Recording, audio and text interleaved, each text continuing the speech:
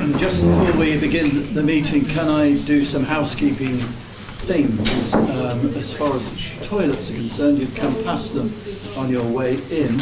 If there's a fire alarm, it is for real, and we need to exit the building through the double doors, which I presume are there, and then we assemble at the front of the building, which seems illogical, but anyway, that's what we do, and assemble there. That's if there is a fire alarm. Otherwise, can I welcome everyone to this Public Accountability Board. As you know, we're moving the PAB around the districts, and we are today in Rotherham, so I thank Rotherham Borough Council for making this possible for us and for providing us with a better class of beaker and I nearly said wine glasses, water, we can hope, but thank you for providing this room for us. We are being filmed, and therefore if anybody doesn't want to be filmed and so appear on our website and so on, they should leave the room now. We welcome members of the public, and we welcome, I think I recognise some councillors from the Borough Council, and we welcome members of the press as well. So if we move to the agenda for today, we've got some apologies. We have apologies from Assistant Chief Constable Pulteney and Forber and Councillor Wood from Sheffield. Are there any other apologies? DCC? Yes, the deputies. On to item 3, which is announcements. I don't think there are any. I haven't got any. Anyone get anything again? No? No announcements. Item 4, public questions.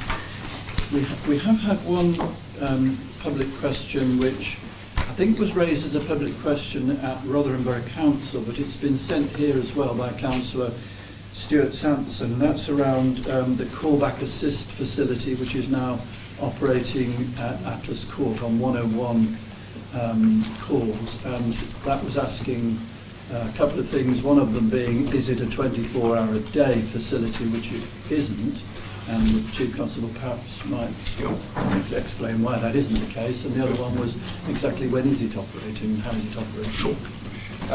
So, I mean, the headline answer, is it a 24/7 thing? The answer is no, but the point of the callback assist facility is precisely to provide for occasions where the call demand into the room exceeds our ability to pick up the phone as quickly as we would like, and so rather than have people sitting in queues and abandoning the call, that is what the facility is for, and it will arrange to call people back so that they don't have to hang about on the phone. So that's what it's about.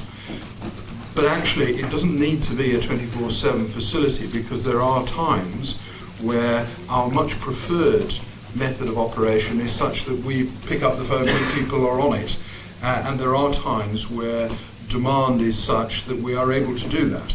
And so in circumstances where the presented demand is equal to the resources that we have in the control room, we would switch it off, because we are managing those calls as they are presented, which is by far the better way of doing so.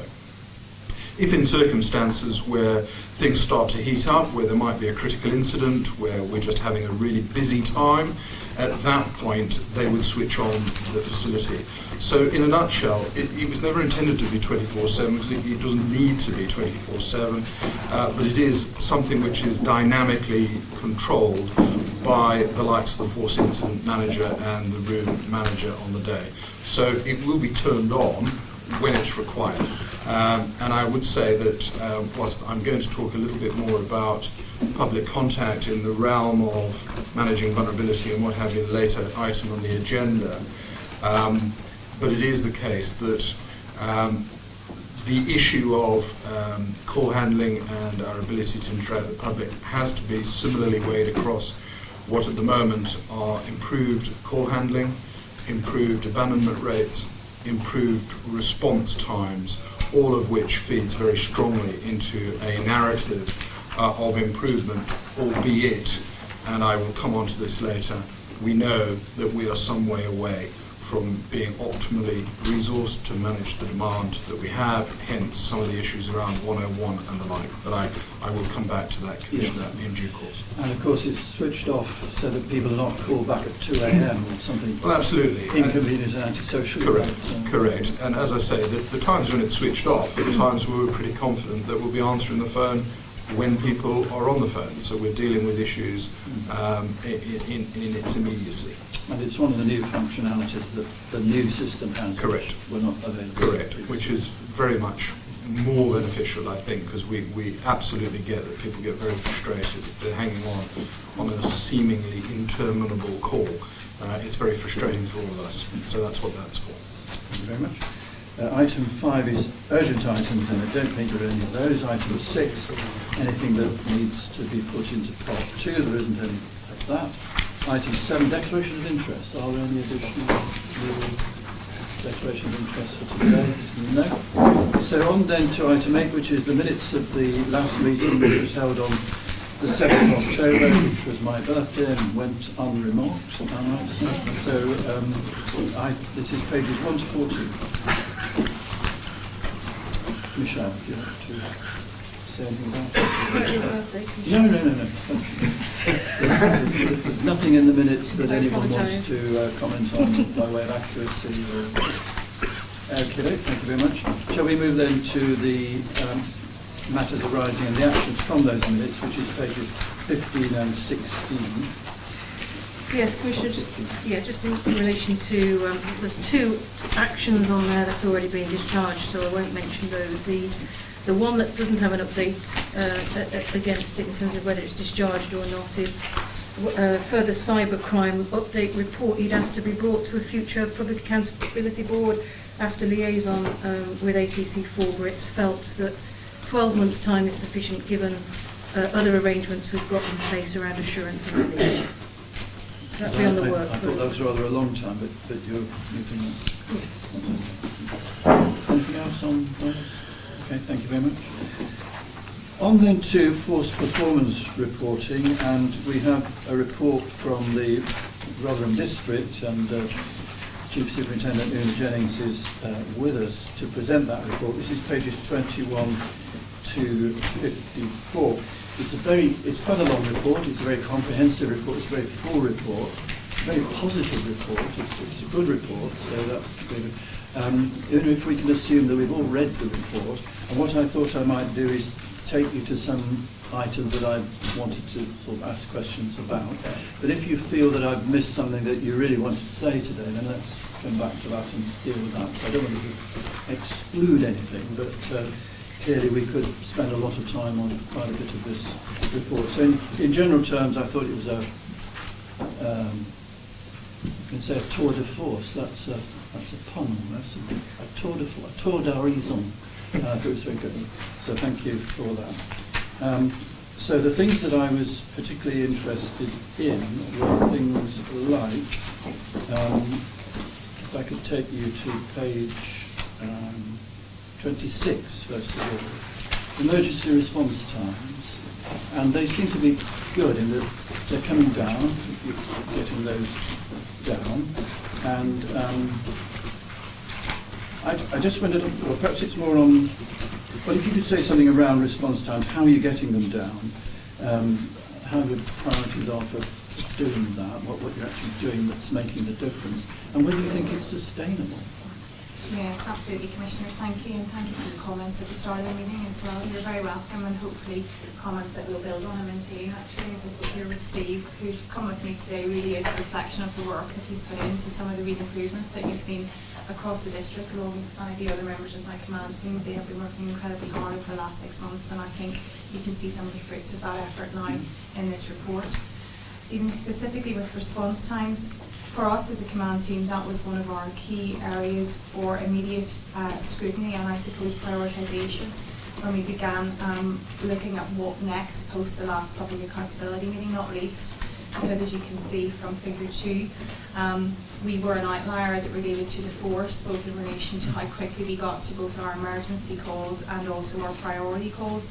And our feeling was locally, and it has been somewhat borne out at the very early days, that there was a strong correlation between how quickly we got to our calls and how thoroughly and well we treated people and how well they felt that they had been treated by SYP. So a strong relationship with victim satisfaction.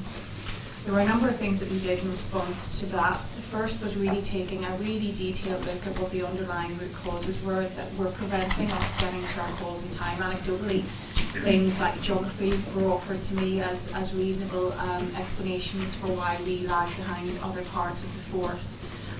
Even something such as the fact that our response teams were situated 2 floors up from the car park, to which you can imagine my response is my ambition would be that you might be out of the station in the response cars, which will make that 2 flights of stairs a whole lot quicker. Needless to say, we focused on a number of those core underlying symptoms and then started to bring together a really evidence-based plan, I suppose, if you will, around how you would sustainably make improvements in this area. One of the core differences that we've introduced in Rotherham is the introduction of a concept called a resource management sergeant. Now, it's not an additional resource, it is simply rebadging one of our pre-existing assets in our supervisory cadre amongst our response teams. This officer's responsibility in its entirety over the course of the day is to both liaise with Atlas Court so that we're managing and minimising the time that we're spending in dispatch, which was a real issue for us. For example, when we look at our high in May of this year, our dispatch times were 1 hour and 20 minutes, so 1 hour and 17, and a low now to 5 minutes. So there's been a huge difference in terms of the time spent in dispatch, which you can see on figure 5 on our monthly comparison report for Rotherham.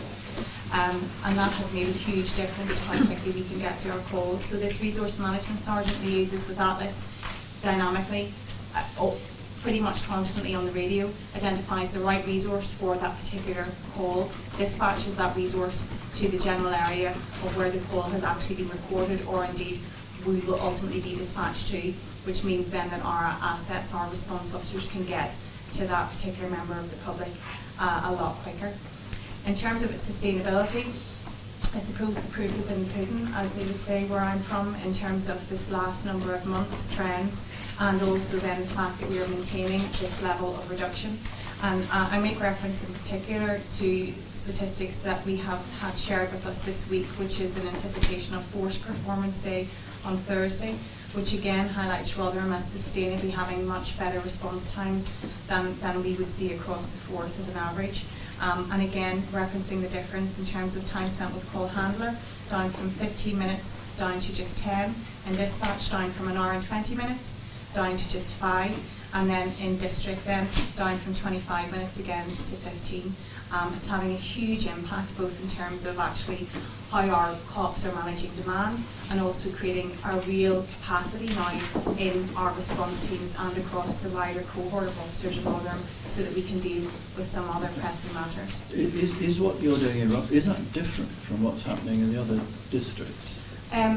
It's a different concept, yes. I think where we're at with it is Mr. Hartley quite rightly has asked for a piece of work to understand just the levers, if you will, that we are pulling that are making a difference, their interdependencies with other parts of the business, to just give himself some assurance that actually the improvement of response times isn't to the detriment, for example, yes, of our outcome rate or victim satisfaction.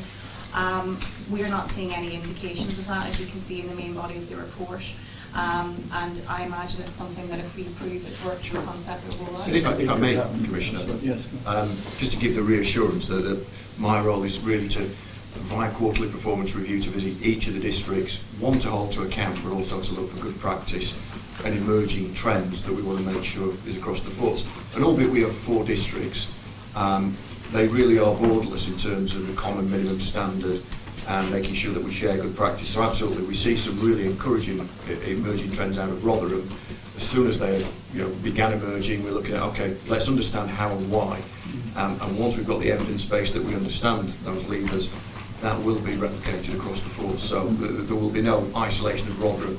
We do have the geographic districts to really match with our local authorities, but very much we operate to a single standard, which is find a good practice and replicate it. No, simply that. There's something that's working here and it's not having any unintended or adverse consequences elsewhere. Why would you not want to do this?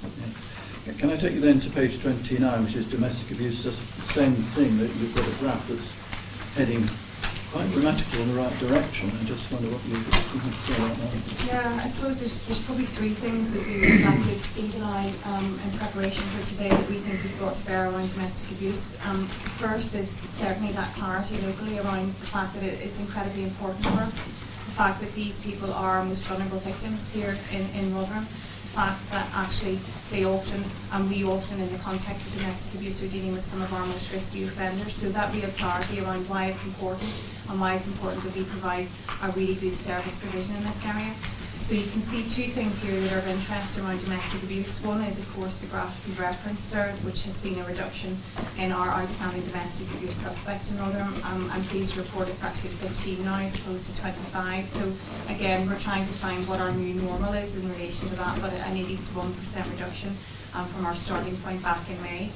And that's strongly correlated then with the improvements that you see around our arrest rate, which is not rocket science in truth, because what is happening is we are creating that additional capacity within our response groups and in our proactive teams through actually dealing with our demand a lot quicker, and that's then releasing us to be able to both to get to and deal with these calls in a much more expeditious manner. It's also then matched with a significant increase in outcome rates for domestic offenders, which is really important as well. So there's a strong piece around risk mitigation that is in the initial arrest, but actually when we see our Q1 outcome rate sitting at 14% as compared to a 19% improvement this quarter, you can see that it's starting to have a meaningful impact in relation to actual judicial outcomes also for this offending cohort. So again, for me, it's probably a combination of three things: clarity, grip, and then pace. And that's reflected in where we reference later in the report just some of the changes we've made to our business cycle, which is allowing us to have that degree of pace and grip right across a 24/7 cycle, which I think is really having an impact on performance. Thank you. Can I take you now to, that was under the heading of performance. You've got a section in on 30 about perceptions, and you're referencing there residential burglaries, which I know the meetings I go to in the Rotherham district, often people talk about residential burglaries. You seem to have some success here. If you could say something around that. Yeah, certainly. Again, residential burglary, a key priority for us in Rotherham in the main, because every time we speak to anyone in our local communities, it's amongst the top 3 or 4 priorities that is always articulated to us locally as mattering most. For us, this was a piece of work, I have to say, Steve, that started before my stewardship of Rotherham back in May. So really we are building on and continuing to build on the improvements that we saw in the command unit and team and across the district earlier in this year. But as you can see, we've seen a 15% year-on-year reduction in residential burglary. That's in contrast to both our force position and also the national position around residential burglary.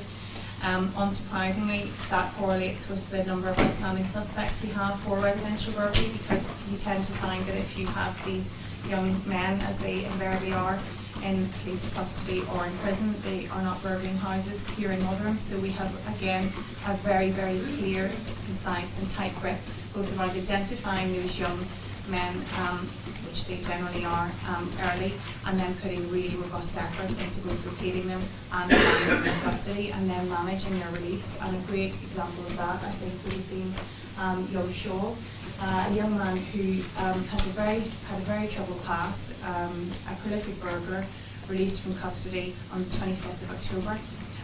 When he was released from custody, he met a number of people across the district, including myself and Steve, who had a very clear message for him in relation to burglary in Rotherham. You met him personally? Yes. And he was released under licence. We had a very, very good and clear relationship around conditions that we had set in relation to his licence conditions. And over the course of the next 4 days, we managed his those licence conditions robustly. He breached 3 times, and Steve managed to have him recalled into custody the following Monday in 2020. So do you want to say a wee bit about that, Steve, because it was a cracking piece of work from yourself? I think the main thing was we aiming for rehabilitation and early intervention with these people. So we've got close relationships with CRC and probation. So the whole point was to try and educate and rehabilitate and ultimately try and take this person away from offending. In the year, it was quite apparent from the early stages that conditions were being breached, and because of that relationship we were able to do an early recall in order to mitigate the risk that it caused us problems in the previous years when this gentleman's out and about in the area. It has a significant impact on the confidence in or around Swindon. Suppose in that then, sir, and you can see that reference then at 3.6, our big push was to try and get ahead of the curve that we always see come November, December in relation to residential burglary, which is why we had such a push on getting anyone that we had outstanding for this type of offence arrested across July, August and September. We currently only have 7 outstanding suspects for residential burglary in Rotherham, and then we see that positive correlation then both with our response times to burglary, which personally speaking for me is a real area of interest.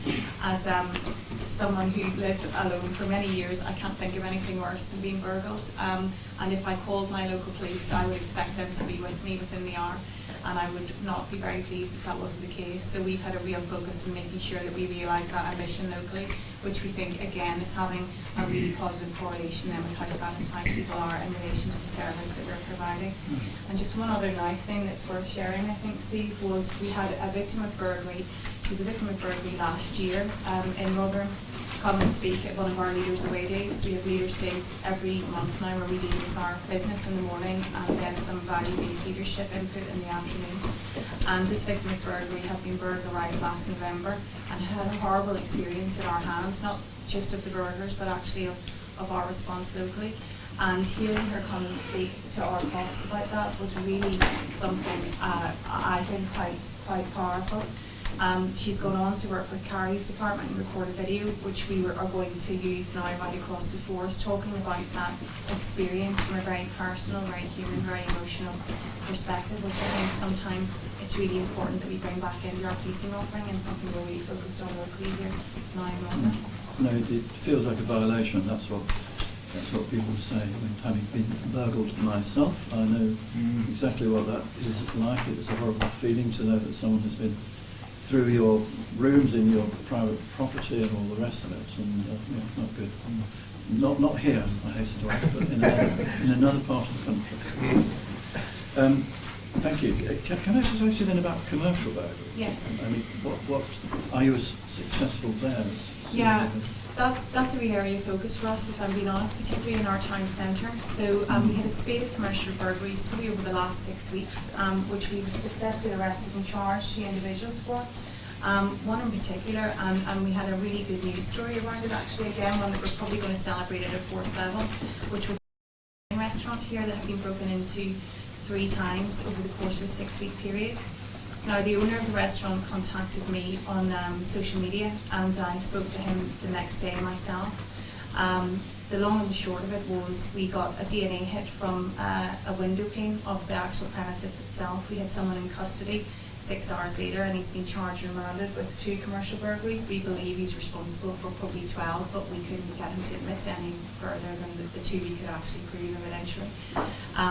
And the actual commentary we had back from the householder involved was really very, very powerful. He sent us an email, and he's actually offered the response script we were involved in providing the service to him that night to come to his restaurant for a meal. Such was his level of pleasure with the cops that dealt with the burglary. And the interesting thing for me in that context was this.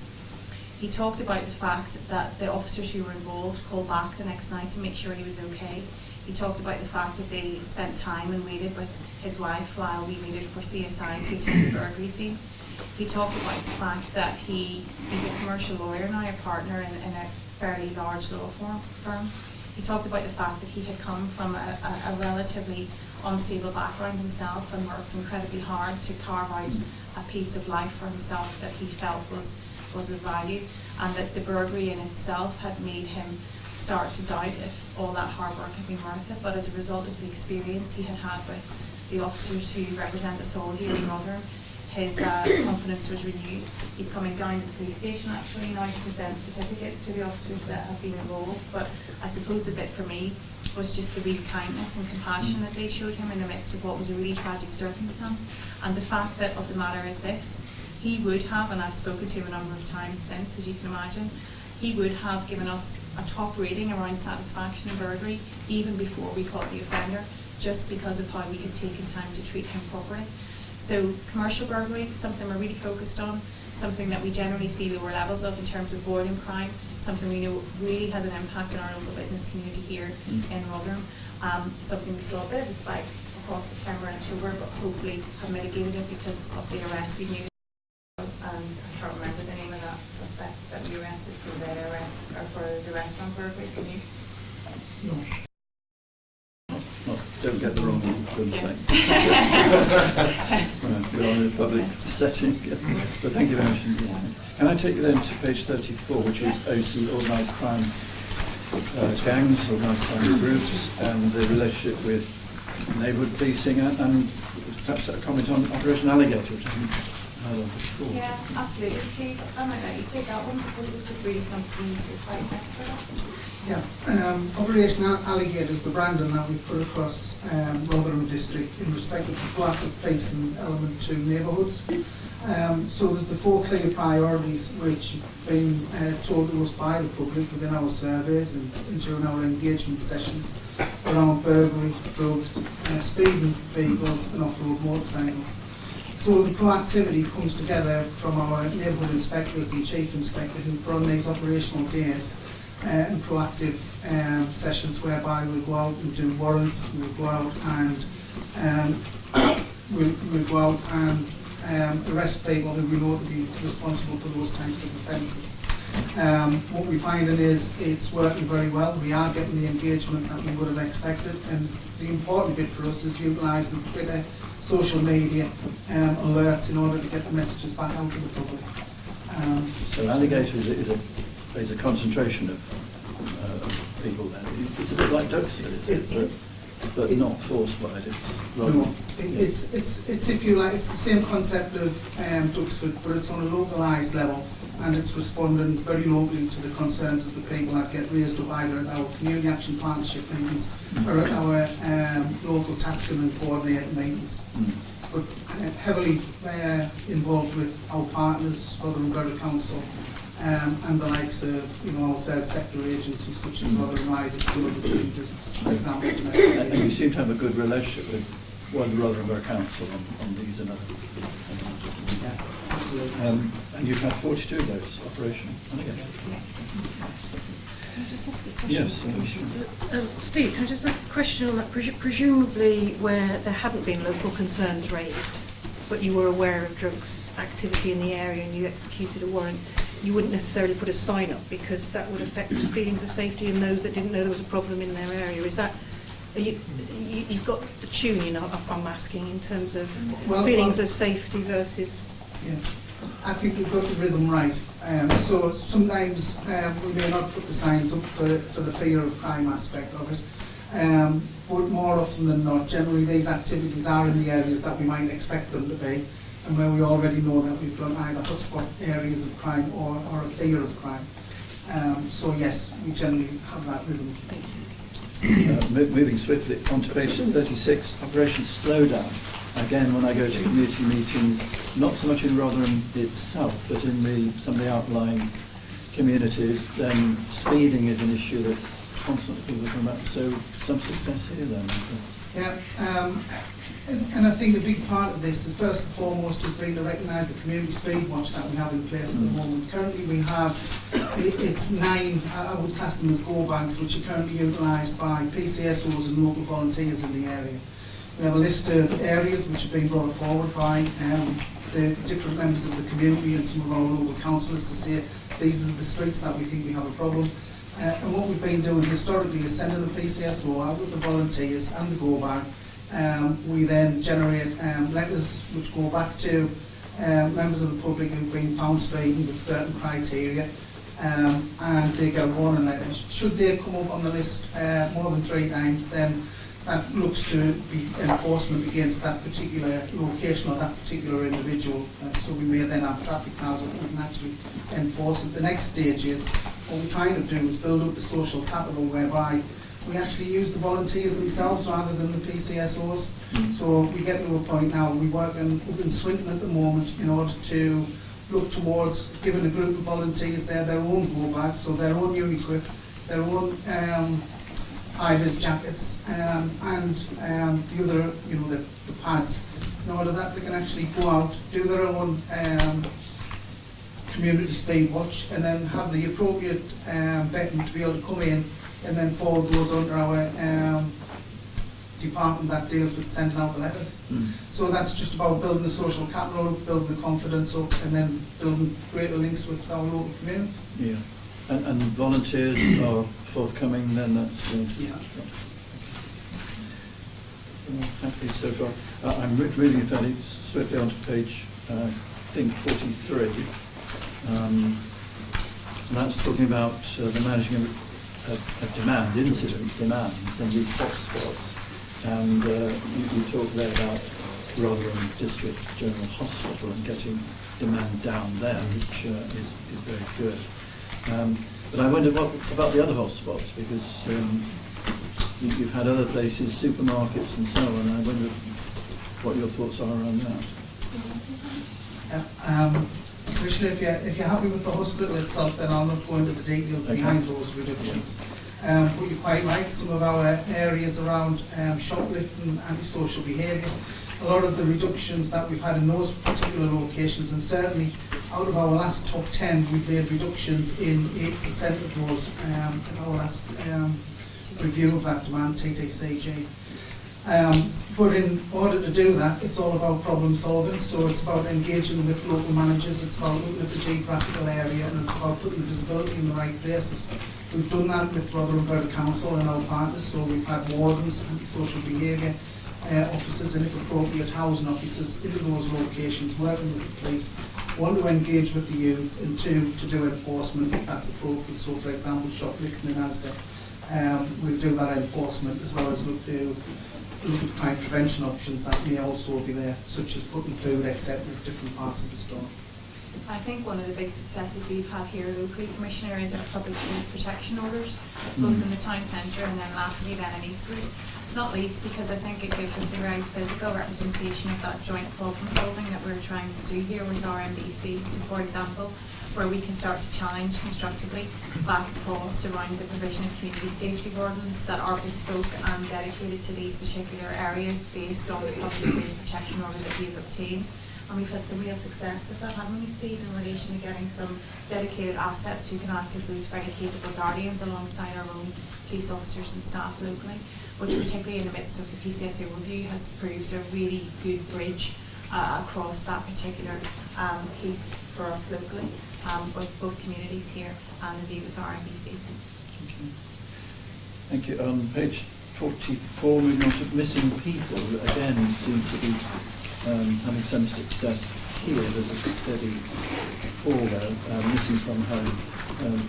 Again, do you want to say a word around that? I think for me, again, this is about adopting that really clear problem-solving approach and mindset to all these particular issues, and that's come, I think, in truth, across the real investment that we've had force-wide around putting problem-solving at the heart of everything we do, the training that we've provided all our officers right across SYP, so you find it moving into other disciplines aside from neighbourhood policing, which is, of course, always a good thing.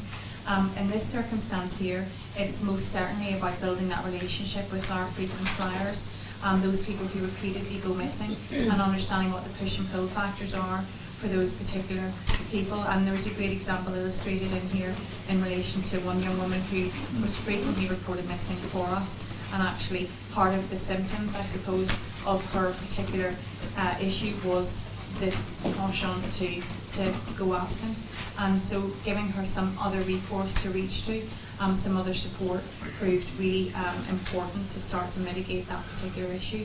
I think the other bit for me is really around how well our co-located hubs are working, Steve, for sure, because what I find, and certainly when I look at it and have looked at it as someone coming in relatively new to the area, we seem to be able to preemptively with our partners identify a lot of these what can become very chronic issues a lot quicker, and are really preventing them becoming those chronic issues for us, which is why you also see that correlation with the reduction in repeat vulnerable victims and also a sustained level now around who those individuals are. So I think it's a combination of both taking a problem-solving approach to individuals on a case-by-case basis, because actually you have to take these individuals on a case-by-case basis, there's no one-size-fits-all, and it's that really strong and shared sense of responsibility we have with partners here when looking after some of our most vulnerable people.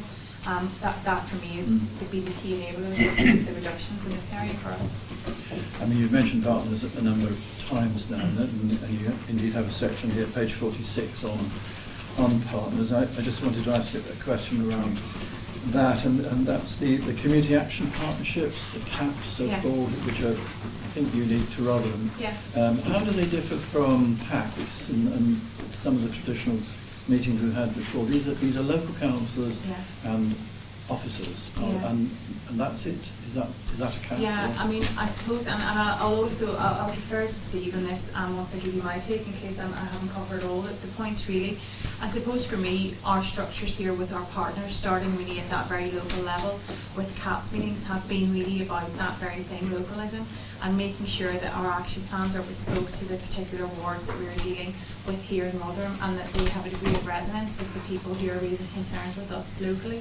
So it differs depending on what ward you go to, and actually, quite right, it should, because it is a bespoke meeting for the needs of that particular ward. So, for example, you may go to Maltby and you will find a very structured CAP meeting with an agenda, with actions, and it will have a very structured form.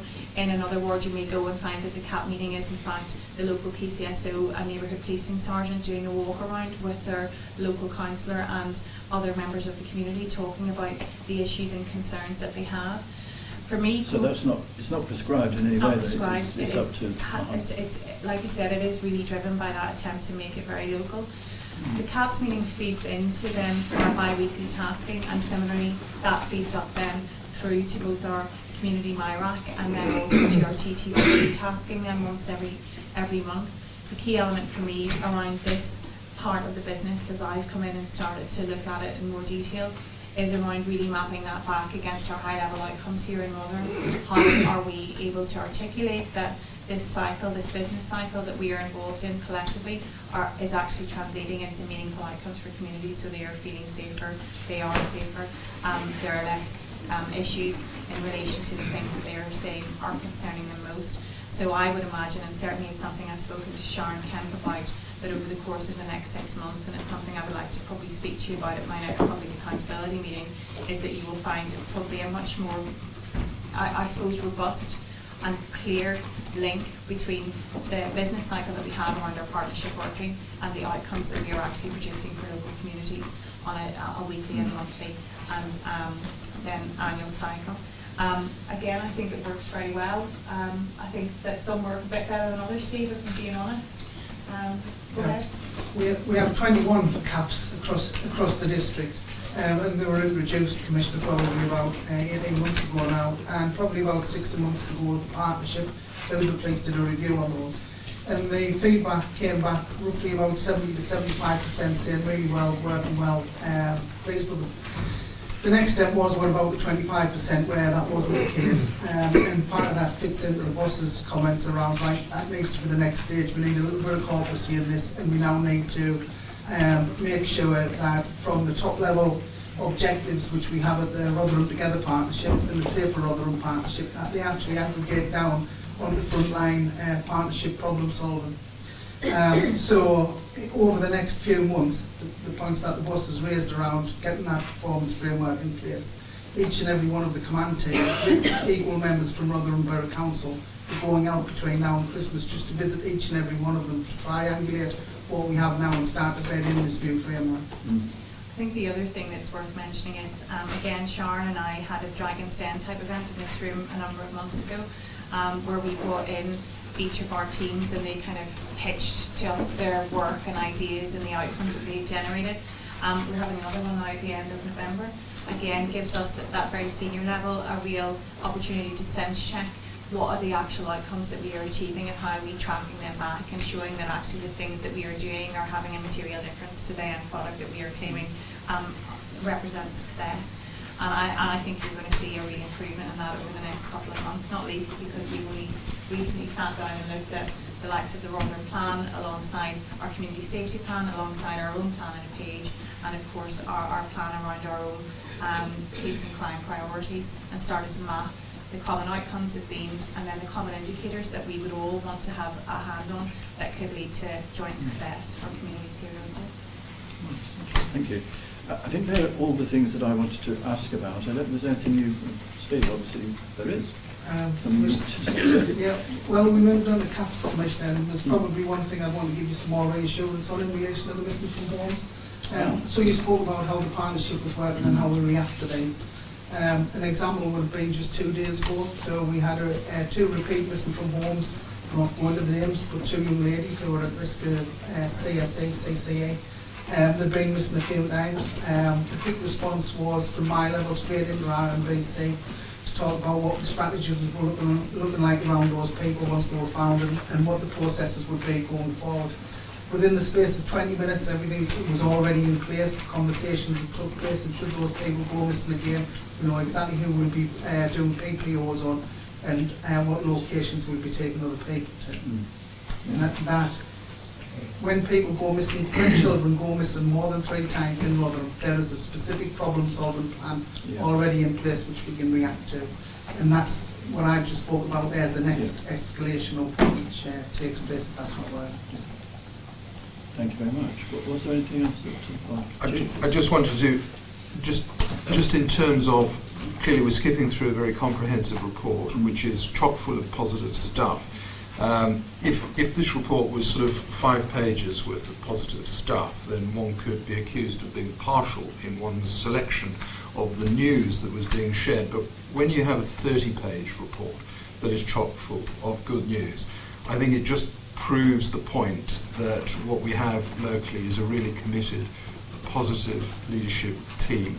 You know that it is not the style of this organisation to sit around whinging about how difficult it all is, but get on with what we've got. And just the span of this report, where the public should, I hope, be delighted to know that, you know, arrests are up, suspects outstanding are down, domestic arrests are up, satisfaction is up, care for vulnerable people is up, organised crime groups being dismantled. Sickness is down locally to the same extent that it is the equivalent of a 5% increase in the number of police officers in Rotherham. That is down to local leadership.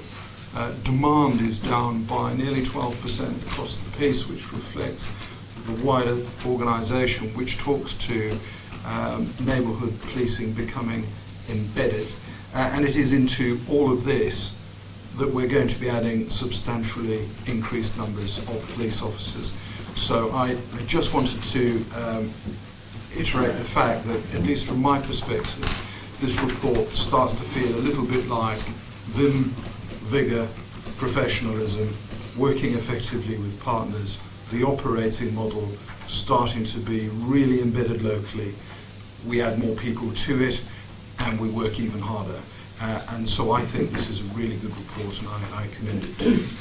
No, I think that's a very good summary. So thank you very much indeed. It was very complete. And I hope you don't feel that we have skipped through it, in that we have read it and we've noted all the points that have been made.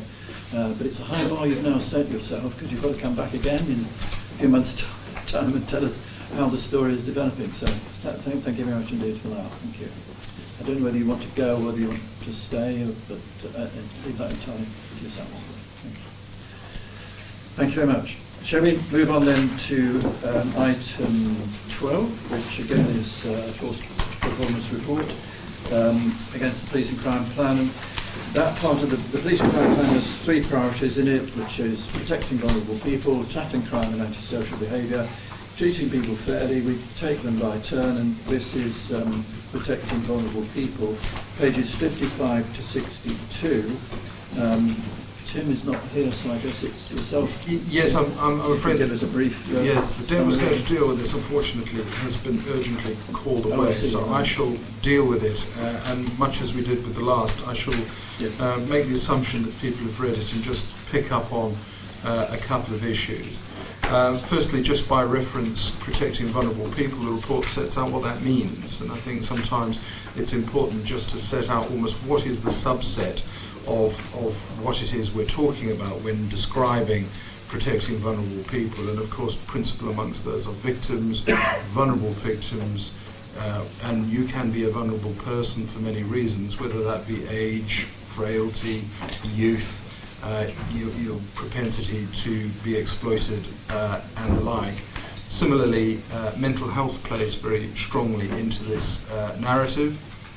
And of course there is something here around how the public contact and interact with the police, and particular around satisfaction. So all of that really plays into what this is about. The first element of the report speaks to public contact. It remains a live issue for us. It's something that we frequently address, and quite rightly so, because it is commonly the case, understandably, from the public's perspective, that ease of contact with the police is really important. Some of that is, of course, undermined when we struggle with things like 101 and the like. As has been previously reported, there is an ongoing review into Atlas Court. That review is coming to an end, and the business case that will stem from that review, it is anticipated to land with us in the coming month. That, I think, is really important because it will provide us with a number of options around for future service delivery, and it will speak broadly to switchboard call resolution and dispatch functions. I make the point again that the practical difficulty with the likes of 101 is simply the difference, the gap between the resources that we have and the demand that we have. Our default position is to work as hard as we can with what we've got, accepting that we've recently introduced newly invested in technology to smooth out processes, and some of that we've already talked about. That, I think, is really important because we have to eliminate failure demand. We have to work a lot smarter within that environment, and I think in that respect we are already seeing quite a bit of improvement. I've already referenced call handling is improving, abandonment rates are falling, response times that come post-dispatch are improving. The reality, however, is still the case that if you take a requirement for optimum performance against each of the targets that we set for this room at a time of maximum demand, we would need to resource this room with another 132 call handlers, which carries a cost the equivalent of between 140 and 160 police officers. Clearly, we don't have those resources, and so we have, within this business case, to work out what is the middle way between expending, frankly, monies that we haven't got, taking people off the streets in order to do it, and investing sensibly in having some of those process issues in the business case find their expression in better performance in the room. So there is no complacency at all around the ability of the public to contact us, and that remains a very live feature of what we're about. Similarly, victim care, victim feedback, we know, and it is a perennial issue for us, but we're still working on it, that actually, for the most part, people are generally satisfied with ease of contact, they are generally satisfied with our response, and they are generally satisfied with the treatment that they receive when we deal with victims of crime. We have a lesser satisfaction rate when it comes to keeping people informed of the progress of investigations and the like, and that is very much part and parcel both of continuing victim satisfaction work, but also some of the process elements that I've just described into Atlas Court, because a lot of calls that come into Atlas Court are people asking for updates on what has happened to their crime, when those communications should really be routed directly to the officer in the case. And if we can achieve that, we concomitantly take a massive demand out of the control room, but we also improve victim satisfaction. So there is something about making that element of demand more diffuse and putting it into the hands of people best equipped to deal with it. And that is very much part and parcel of the immersion business Just case. on that, because that's something that comes up all the time. Why Yep. don't the officers let us know? Yes. It's not shut. And it seems so obvious, and what you described is you've got to shove that out to Yes. officers rather than hold it in Right. Atlas Court. Yeah. What's stopping it? What I think the issue is that the way that the system was designed previously, it was anticipated that if call handling demand is allowed to be diffuse, as I frankly suggest it should be, that there's a danger of losing losing one or two calls because it hasn't come into a central location, and so your sort of, you know, your rational strategic oversight of the mass is somewhat diluted because it's not all in one place. And in order to design out that risk, everything was mandated to come through the 101 999 pipeline, to the extent where officers were told you cannot give a member of the public your telephone number because we don't want them to make contact with you and for you to let them down and for us not to know about it. Well, that just seems entirely the wrong way of dealing with the problem, because your start of attention should surely be work back from the victim's experience, make the practical assumption that the best person to deal with the victim is the officer in the case, and if the officer in the case is falling down on the job, there are other mechanisms for the public to be able to report that into us, rather than to try and design out the risk that somebody might let somebody down in an individual circumstance and superheat, as we have done, the one very narrow pipeline into Atlas Court, which is overburdened, insufficiently staffed, which has brought about this issue where we've got people hanging about.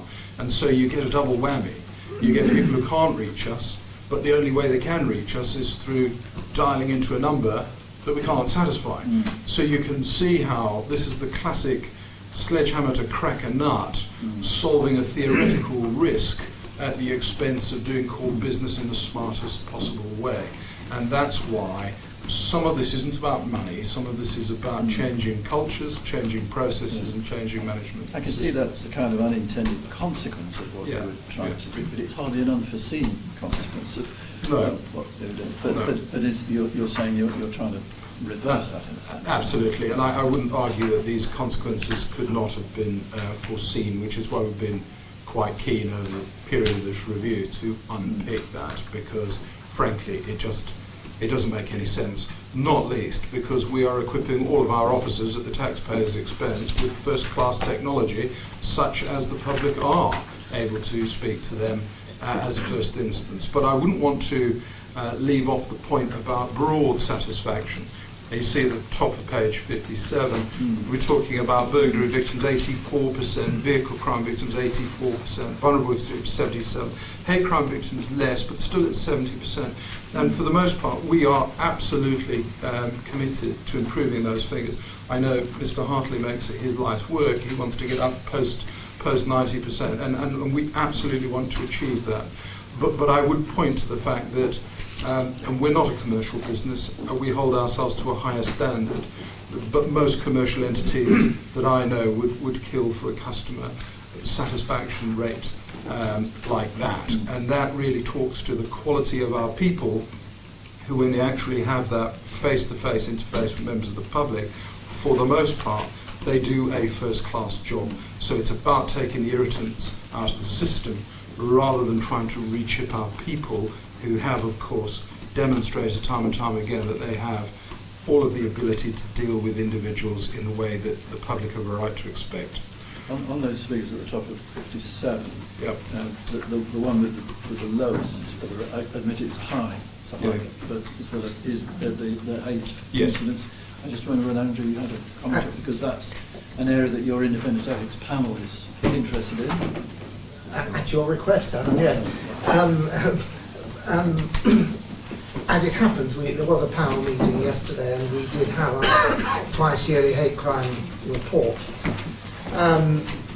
And actually, it's a slightly different period, but the level of satisfaction from hate incident victims across the county for that period was 64%, if I remember rightly. I mean, I completely accept, Steve, that that most businesses, and I've of course worked in one for a very long time, would be very happy with those sort of satisfaction ratings. What I was more concerned about, and I think back in my days as a solicitor in private practice, I would have had the same view, is the low number of the low sample, the low number of requests, if you like, for survey. Now, I know this is about the workload that may be imposed upon officers, but it was 6 to 7%, I think, Mr. Hartley may actually tell me I've got that wrong, but it was certainly under 10% of people actually surveyed. And I don't know whether that applies to these figures, but that's quite a small sample upon which to build an edifice. Yeah, I mean, certainly on that point, I mean, the sample size is important in the sense that if the sample size is insufficiently large, then it cannot be statistically significant. And we sample a higher proportion of the type of incidents which are less common by definition. If you have, thousands of a particular crime type, surveying 10% of the victim cohort will give you your statistically significant result. If you have something that happens very infrequently, you cannot survey at the same rate. You have to survey a higher proportion. It does sometimes happen that because, and happily, it is the case that hate crime incidents are lower than the other categories. It does sometimes happen that you get the tyranny of low numbers, and there you get this exponential and dramatic sort of percentage movement month on month. Yeah. And so the 70% is the rolling 12 months, of course, as opposed to a month here and there. So there is something about the survey rate. The other issue is about the nature of hate crime. And why it is that people might be dissatisfied. And the reality is that a lot of hate crime, the vast majority of hate crime, does not manifest in acts of physical violence and the like. They tend to fall into the category of harassment and the like. And so if you are, for example, somebody from a minority community running a late night refreshment house, which is the posh word for a kebab shop, and some drunken oaf in the middle of the night abuses you, you don't know who they are, and they have a way, the police are contacted, very often you've got the verbal interaction, you've got the abuse, we will crime that as a hate crime, quite rightly, we will make efforts to detect that type of offence, but all too often, as you might imagine, in those circumstances, it's very difficult. You have no CCTV, you don't have no forensics, nobody's identifying the individual, it's a one-off, and off they go. Very often those victims will express a level of dissatisfaction, and I understand why that might be, because they would wish us to get a positive result for them. That isn't always possible, and in some cases, of course, it is easier to do that. And there is more that we can do for people.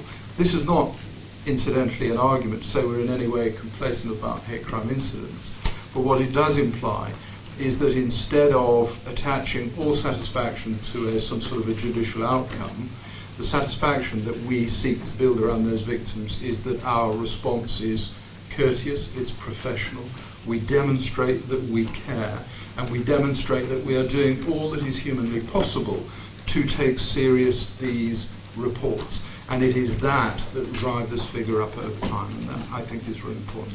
I mean, it's something I have asked your committee to keep an eye on, and we will return to that question of hate crime. While we're on page 57, Richard, if I take you down to Operation Encompass, yes, which is around domestic abuse, and where children are involved Absolutely. in a domestic abuse case, then yes, the police will notify a school at the beginning of the day that something has happened and can they keep an eye on the children. Yep. It requires the schools to positively say we would like that to happen, yes, and they don't all do it. I wonder whether you have views around that, or whether... Yes, of course this is a voluntary activity, but it is something that we are very committed to, because we do know that all of the evidence would suggest that children in abusive households themselves suffer very grievously from this sort of activity happening in and around. We are acutely conscious of the fact, and frankly not for a good few years now, because I do think this has been remedied, but for several years our approach to domestic abuse went from 20 or 30 years ago, this is a domestic issue, not for the police, through to, of course it's for the police, through to managing the vulnerability of victims in the sort of dynamic of the abuse episode, through to recognising that actually that in itself still isn't good enough because there are children in these households. And so this then allies itself to the work that we've done around adverse childhood experiences. And we know that children who suffer adverse childhood experiences go on to have very poor outcomes in their lives. And being in a household where you witness the domestic abuse of a loved one absolutely falls square into the adverse childhood experience. What we know, and there's some very, very good evidence comes out of the Welsh experience in this regard, is that being able to get into schools and notify schools of something that has happened to one of their pupils has a marvellous effect in terms of offsetting some of the unpleasantness of those interactions. Those schools that are committed to this can make a real difference to people's lives, and to the extent that it's done well, it can erode the harms of the children being exposed to this in the first instance. And so it is a developing piece of practice. It is now in 3 of our local authorities. We are developing the evidence base that sits behind that, and we will continue through our respective partnerships try to encourage all schools to interact with this programme. And to be fair, I think we will get to that, because it isn't that we have some schools that are not engaged and are sort of sitting around sort of not particularly bothered, because as we know from some of our outreach work around the reduction of violence, you know, in South Yorkshire at the primary school level, and this is predominantly the sort of people we're talking about, of the 278 primary schools in South Yorkshire, 276 of them are actively engaged with us in various programs. So we have very good relationships with our primary schools. This is something where we can develop the evidence case to just take this entire program a step further. And encompasses a national. It's not Yes. that's not a local. No, it's a national thing, and it stems from. Is there a reason why you said yourself, rather than Sheffield Doncaster, Yes. all engaged with it, but not Yes. not schools in the past? Not as yet, but I don't think that is because Barnsley have somehow said no. I just think they are yet to take it up formally. So it's a question of see what the emerging evidence looks like, and they will take that forward. I'm entirely confident. Over the page, forgive me, we try not to put sort of things in without interpretation. A RASO gatekeeper is somebody who looks after rape and serious sexual offences. That's what RASO stands for, so apologies for that. Why is that in here? Of course, people who are the victims of sexual offences, whether they be adult victims of rape and other types of crime, and particularly children subject to CSE and the like, by definition very much fall into the vulnerable category. The RASA gatekeeper role is really important in making sure that we improve the outcomes for victims of sexual offences. We know nationally outcomes are not where they should and could be. There are reasons for that.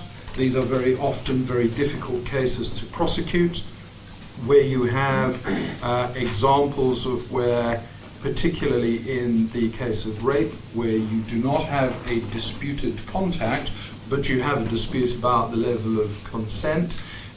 These very often will come down to one word versus another, and despite our sort of absolute persistence in trying to prosecute these cases, sometimes these things simply don't meet the criminal threshold, and I know the Crown Prosecution Service are very, very alive to these issues as well. There have also been of late, and of course it has been a feature of news nationally, there have been failures in the disclosure regime in the run-up to criminal trials. Some of that is explained purely by referencing poor practice. Some of it is explained by the proliferation of data that is held on mobile phones, for example, and the backlog in having digital forensic practitioners downloading all of the content of a phone and then doing a very extensive search to determine whether there is any material on that phone that might be germane to the defence. And on occasion, this has not happened as it should. So this gatekeeper role is very much about improving professional practice, improving our interaction with the CPS, learning lessons from individual offences that fall into a particular category are individually scrutinised, so that the very best of professional practice is applied to all of those cases, and where there is learning, that is shared. And that is the role of that individual, and we're starting to see some good signs of how that is improving things across the piece. Sexual Assault Referral Centre is referenced in there, and again, I know that this is commonly understood to be a first-class sort of facility in terms of how we look after people, and it is just worth emphasising the fact that we do have facilities which give the absolute premium service, quite rightly, to people in that scenario. This is at the Children's Hospital in Yes, it is. Sheffield, and they've moved, haven't they, from one part of the building to another? I haven't seen the new bit yet. Correct. I haven't seen the new part. That's correct, and again, it is first class. I guess moving on, we reference PVP governance unit. That pretty much is the overarching function, if you like, within which the RASO gatekeeper, for example, would operate, but they look more broadly across the piece. And again, there is something about learning and the sharing of learning and making sure that the very best of professional practice is enshrined across the board. We make reference midway down on page 59 to child criminal exploitation and county lines. This is, of course, very topical. It is true to say that the intelligence products, the analysts' products around CCE and county lines in particular, do not reveal in South Yorkshire the scale of problem that you might have in some more rural sort of counties. Counties in the southeast of London, for example, or the southeast proximate to London, will have a much more pronounced issue than we do. If anything, we are exporters of this type of issue rather than importers of the problem. That said, we have had examples where children are being exploited in pursuance of county lines, and we have committed through our intelligence function to do more, better to understand this issue, because what we don't want to do is to be complacent about this in any shape or form, because in truth, if you don't particularly look at an issue very hard, then you invariably discover that you haven't got a problem. Until you do look at it very hard, then you discover that you have. And so we don't want to be in a poor position in that regard. Some of our county lines were, in a sense, internal to the county, from an urban centre Yes. into a Correct. rural mining community or something like Yes. that. But we do have some county lines that go across our borders. We do. Out we're exporting in that sense. Correct, correct. And is that, in your view, is that something that's growing, or is it? We don't have any evidence to suggest it's a growing phenomenon, but we recognise that it exists. And I think, candidly, that the focus on county lines now nationally is such that I would anticipate we start to see a decline in this phenomenon. I think the problem of county lines is that it was first recognised as a phenomenon going back about 5 or 6 years, and it had almost been allowed to grow because of the unwitting acceptance or, frankly, the ignorance of these issues. And, of course, only 2 weeks ago, the NCA, with, I think, 32 regional forces, published the results of the largest ever operation in terms of county lines. I think there was something like 560 odd people arrested up and down the land, and these things were being very much swept up. Now, of course, one operation doesn't solve the problem, but it's something that I imagine will decline rather than increase. But of course, child criminal exploitation is, for us, it's just a different iteration of exploiting children. And so we've been very focused, of course for obvious reasons, on child sexual exploitation, given the unfortunate example, not least of that which we all know about in Rotherham. So child sexual exploitation has been very much the top of the radar for years. But there are other ways to exploit children. And one of those is to exploit them in moving drugs about. And so some of the programs that we have going at the moment, I think, are really good in engaging with youngsters, diversion schemes and the like. And I think this is part and parcel of our approach. And as I indicate in the report, we have a DCI sort of thematic lead who's recently been appointed to drive activity in this area. If I turn very briefly to mental health, there's a strong section in here beginning bottom of page 59 and then for the next couple of pages around mental health. It's a very big driver both of demand and it is also reflective of vulnerability. And you will see the very detailed, very positive work that's resulted in the South Yorkshire sort of so-called Section 136 pathway and standard operating procedures. Not the nattiest of titles in truth, but for those who perhaps don't know, Section 136 of the Mental Health Act is the provision whereby people who are suffering a mental health crisis such that they are either a risk to themselves or to others give us the power to arrest in these circumstances. And we, of course, do arrest people routinely under this power. However, we do recognise that the exercise of a 136 power of arrest puts both our officers and the person suffering a mental health crisis in a really bad place. Our people are not trained to deal with people in mental health crisis, and sometimes what might be a traditional and perfectly lawful ethical approach to the restraint of an individual suspect for a particular crime might be exactly the wrong thing to do in respect of somebody who's in a state of excited delirium, for example, whereby the application of handcuffs, placing them into a confined space in the back of a police van, brings about cardiac arrest. And we know people have died in these conditions. And of course, the last thing we want is for our people doing their best to be in that situation where they're having to account sometimes for the unfounded accusation that we've brutalised somebody to the point where they've lost their lives. But actually, more importantly, it's just caring for the individuals themselves.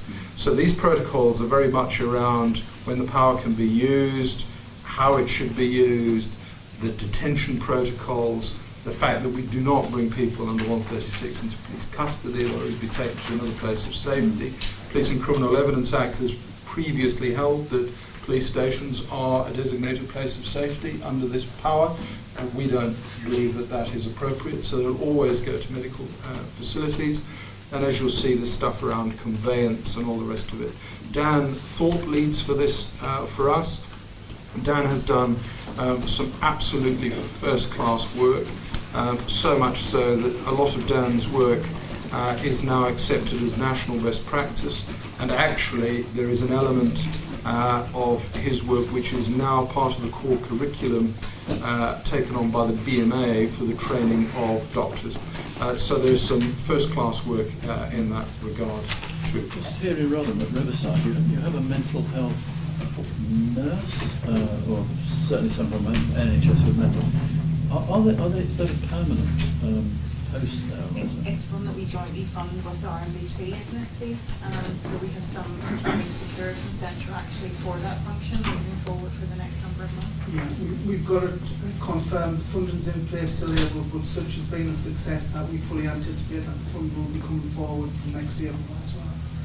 It's seen a significant reduction in our calls around mental health, particularly around repeat callers for service and actually doing that assessment rather than sending police officers. So that'll be part of the budget for the next year, presumably. And is the intention to replicate that across in the other districts? Absolutely, and again, I'm just about to embark on the next round of quarterly performance reviews. This is where we'll look at those. We'll look at the safe neighbourhood hubs and the partnership work. And if this is a role that provides us advantage in partnership, and this will be rolled out across the force. It seemed to me invaluable what they were doing, but obviously the operational issues. Yeah.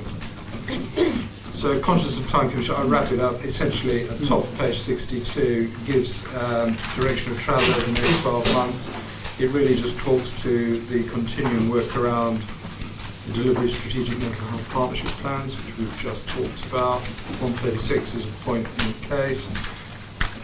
Improving the support we give to victims of crime, those vulnerable to criminality, continued focus on the partnership support of victims of sexual offences, and again, issues around CMARC delivery and what have you. This is more about vulnerable people, identifying who they are, working in a multi-agency way to solve the problems that underpin the issues that people have, and whether that makes them vulnerable to being victims or vulnerable to victimising others, they're all in the same pot, and that's that report. Thanks very much. Andrew? Can I just follow up the point which is on the last page, so page 62. It's actually under communications, but it very much links with what the Chief has just been saying. Wearing my various education hats, I'm very interested to see that Rotherham has become the first district in South Yorkshire to introduce autism alert cards. That's an RMBC initiative, is it? Which, Steve? No, it's a joint initiative in that RMBC provided the funding, but it was actually within our Safer Neighbourhood Service, whereby the idea and the concept first came to light. So the equipment now is based in Rotherham Police Station, which is what the funding was for initially. And that equipment is really just to allow us to record the details, provide the cards, and then get them sent out accordingly and update our databases. So we've got one police officer who actually has been developing that and brought it to fruition. So what it looks like right now is there is a number of volunteers working with this police officer and a member of RMBC. And as a result of that, we have a number of members across Rotherham District who can either present to say that they actually are suffering from autism and might react differently to other people in a given circumstance, or alternatively, we will be attending an address and it will flag up on our systems to tell people you will go to this address and this might be what you're presented with. So does somebody only get a card after the first time they have a brush with? No. They come to us and say, so we promote it to say, look, if you have autism, if you'd like us to know about it and you give us the reasons for that, we will present you with a card that you can then show to people should you be interacting with the public or interacting with the police. And the second element is we will also put your details on our system should we be called to your location. So two things arise from that, it seems to me. One is, again, is it something that might extend across the county? Oh, and in other ways too, because this is Andy Knowles. It is. Yeah. I mean, they're looking at cards for use in custody suites, for Yeah. example. Widgets is the Yeah. term we're all learning to use. Diagrams rather than words. Yeah. People can respond to diagrams rather than words. So yes, is the answer to the question. And the second, thank you for that. And the second thing is, of course, it only works if officers know how to react differently, to make adjustments to Yes. when they're confronted with someone perhaps in extreme autism. Yeah, and I can answer that too. So there has been the elements around the alerts card. The widgets are going force-wide, so we've spoken to the operational lead for custody, Simon Burrell, so he's very much in support of that. And you're quite right in respect of the training and awareness, and that's scheduled in for January for our street skills going through 2020. Thank you very much. We may have some in the office, I don't know if some in store. Examples of widgets. Thank you very much. Okay. Shall we move then to item 13, which is the quarterly budget monitoring overview. I don't think we need to spend long on this, to be honest, Nigel, so a couple of Although we've done you the reduced Shakespeare Company version of the report like you requested. I'm not quite sure that it's quite captured what I'm not against appendices and I'm not against facts and figures, but it is a narrative report. Yeah. Yeah, sort of.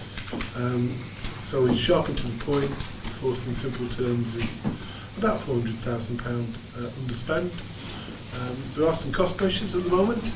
Operational incidents have meant the force has spent more on operational overtime than we were envisaging. But at the same time, a lot of good work's been done by our contract management unit, working with the regional procurement team. So we've driven some additional contract savings out, which are available currently and are factored into the future medium-term resource strategy. So that means we've exceeded our savings target for the year, and basically the explanations are in the paper. Commissioner. Thank you very much. You mentioned savings. Don't get me going on savings. And there are savings which you put in the budget at the beginning of the year, say we're going to make them.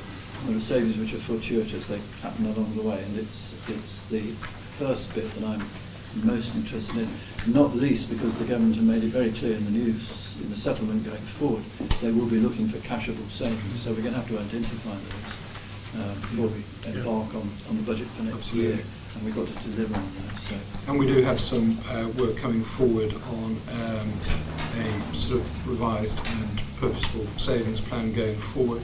And I do take the point about, sometimes fortuitous savings rather drop into your lap, but I wouldn't underestimate the effect that some of the savings that have been described here are actually, albeit they come from savings on contracts and what have you, but of course there's a lot of work in terms of contract management to make sure that when the contracts are up for renewal, that we get in early, we drive a hard bargain and all the rest of it, so that doesn't happen by accident. And there are some really good examples. I won't name the companies involved because of commercial sensitivities, but we know, for example, through regional procurement, that where a particular contract in another force has come up and their contractor has given them a very keen price to retain the work, we have used that knowledge as leverage against our own suppliers to drive out, in one case, £500,000 recurrently.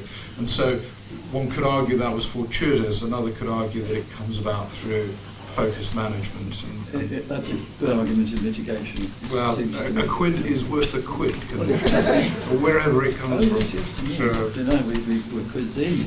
We won't go down this. Yeah. I think we're going to have this debate Yes, no, in the coming weeks. Understood. And we are asking Jack, of course, to keep an overview of Yes. savings. It's a bit like my wife who comes back and tells me she's saved 50 pence on something we never intended to buy in the first place. I'm not entirely sure that's entirely analogous to what I was saying. But what I would say on the savings, I would not to sort of delay the meeting further, is we absolutely recognise that we cannot, and it cannot become a public misconception that the growth in officers, which is attended by an uplift in monies from central government, somehow means that we're awash with cash and all our issues have gone before. If you take out the uplift and you're just running the show on an even keel, we know we still have to have a very sharp pencil, and that actually we're very ambitious. We still want to persist with the growth in the force's performance, and most of the growth that's not tied up in the uplift will have to be paid for by making savings. So we are very clear about that. Absolutely. Couldn't have put it better. Absolutely. Thank you. Any other questions on that? Okay. Thank you very much. Shall we go to Chief Executive update? This is item 14, strategic and financial planning. Beating crime plan priorities. Michael, this is yours, or Michelle? I don't know. Thanks, Commissioner. So that it gets the balance right in terms of brevity, but also making sense to the public. The report just sets out your statutory responsibilities to set a police and crime plan for the area with priorities that reflect what the local communities are telling you, to keep that plan under review, and then to set a budget. The plan is set for the term of your office and is reviewed during the course of your office, and the budget is of course set every year, dependent on central government announcements in relation to the policing settlement. And I just pause there because of course we've got a period of political uncertainty. We've got a list of budget assumptions which Mike and Nigel are making, but also issues that can't at the moment be quantified. We understand that the announcement around police funding might be pushed into January. That's going to very much crush the window that we have to plan and set the budget into a very tight time frame. And I say this with knowing that there are police and crime panel members in the room, because we have a role with them to take the budget and the precept proposal in relation to council tax precept to the panel once we've done public consultation and partner consultation. And I was talking to Head of Community Engagement and Comms to my left, who runs and oversees that public consultation process as to when we think that ought to happen, and it can't really happen until we've had the government announcement on the funding that we will receive. So we are planning to have a tight time frame, and we will liaise with those who support the Police and Crime Panel about how we can make this work, given also the news around the general election. That really is difficult, and it's a really tight time to have, because it's tight anyway in a normal year, but if it's going beyond Christmas, that is very tight. I mean, I guess you can consult on some things, like what, in a general sense, but not the specifics. Anyway. No, we will do our best. The rest of the report, Commissioner, just explains for those reading it, including members of the public that have attended today, the process. It's a cycle, it's an ongoing cycle all the way through the year, where the Chief will have a look at the operational threats, environmental factors, etc., and come forward with some options in relation to how the resources he requires to suit the policing need in our communities will fit the financial envelope that you're given, which is unclear until January, we think. And so those options will be worked through. They will feature then in the consultation that Fiona's team will run in terms of how much council tax precept are our communities willing to pay.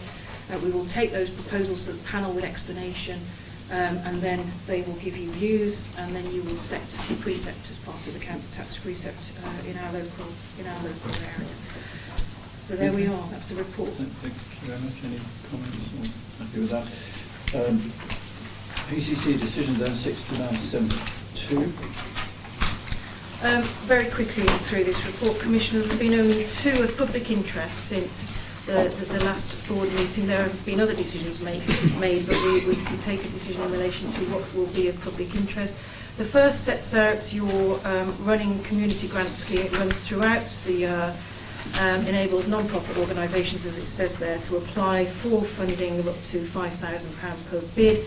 There's a panel that assesses that in accordance with your police and crime plan priorities, and the overall community grant scheme for the year is budgeted at £120,000. As a result of the last round in September, £20,000 worth of applications came in, and you approved 3 projects that are listed there in the table, totalling 13,460.